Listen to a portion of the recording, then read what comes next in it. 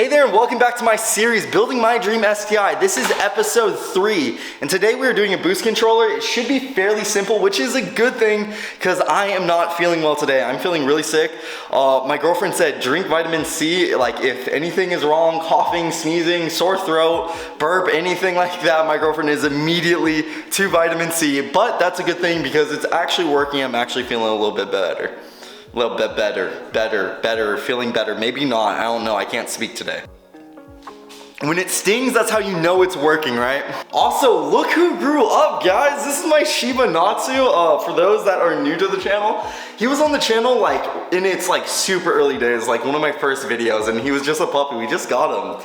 But look at him, he's all like full grown now. Anyways, I love my dog to death, but I need to stop getting distracted. We actually need to film a video today. Okay, enough goofing around. I'm gonna put this right here and grab this. For those of you that don't know what a boost controller is, I'm gonna read off the definition. A boost controller is a device that allows you to manually adjust the amount of boost pressure that your turbocharger produces. By doing this, you can fine-tune the performance of your engine and get the most power and efficiency out of it.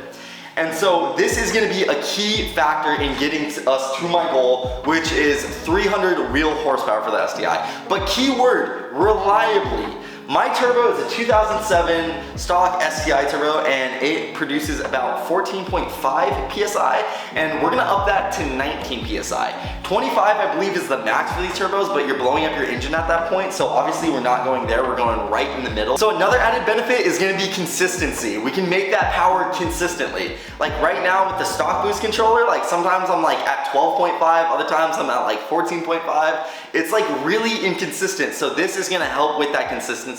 And it's gonna give our tuner a way easier time to tune the car. The turbo, the ECU, the tune, everything is gonna work in harmony perfectly fine with this guy. So without further ado, let's get this thing installed. I don't think it should be a complicated install. I mean, there's only like 3 hoses, a plug, and it's in a really accessible point in the car, so it should be smooth sailing. So without further ado, let's get right into it.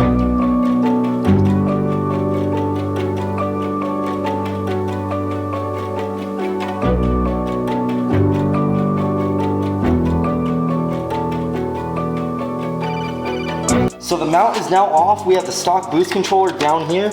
As you guys can see, it is a 2-port entry, so you have one going to the intake and the other one going to the turbo. Pretty simple, you just follow it up. Here we go, here's the intake, so we're gonna pull that off.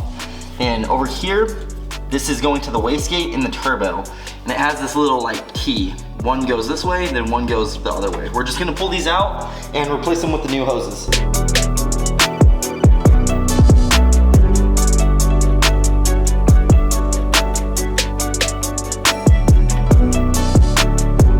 So here's our old boost controller pulled out of the car, and here's our new boost controller. There's a big difference between the two.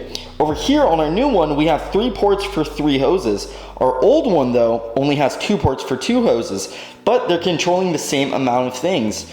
Over here you have one controlling the intake, then you have this one over here. Instead of 3 hoses, they have a T, one going to the wastegate and one going to the turbo. So over here, same exact thing, but we don't have a T, we just have 3 hoses. So number 1 over here is gonna be intake, number 2 is gonna be wastegate, number 3 is gonna be for our turbo. So instead of the T, we're just replacing it with another hose, and Cobb provides those hoses for us. So Cobb gives you a generous amount of hose. I've already cut mine, you're gonna have to cut yours too. And this is what this looks like. So remember, our boost controller is going right here, so you wanna make sure you measure them correctly. You know, don't be too stingy because they do give you a generous amount. You have one going to the boost controller and to the intake. Then you have 2 of them going back here to the wastegate in the turbo, and that's kind of what it looks like. It looks something like this. So you have 3 hoses, 3 different ports going back to the same place. Remember, just make sure you like measure twice. They give you a generous amount, but you don't want to mess this up. So this is what mine looks like, all buttoned up. Everything's cut to length, and we're just gonna put this thing back on the mount and feed the hoses to where they need to be.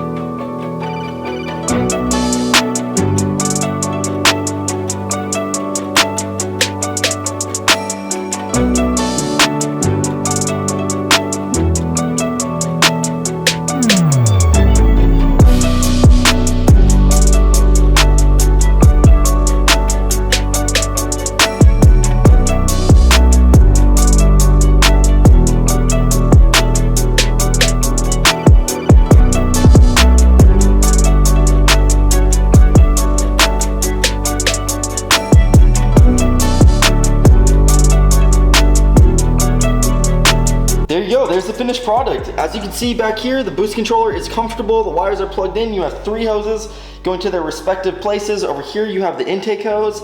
Back here you have the wastegate hose, and you come around here and then you can see the turbo hose back there, right there. And yeah, overall that was not too bad. That was pretty damn easy. It's the most simplest thing we've done so far to the car yet. So that's gonna wrap it up for this week's video. I hope you guys are enjoying this series. I really am enjoying making it, and please like, share, subscribe, all that. All those little things make such a big difference, guys. So thank you very much, and I hope you guys are staying tuned, because next week we are doing an IAG air oil separator. This is gonna be the last thing we do to the engine before we start working on the chassis, and I'm not gonna lie, I'm a little intimidated, but I mean, like everything else, I mean, we're able to figure it out, and I'm really excited to learn new things about my car. But until then, I'll see you guys next week. See you later.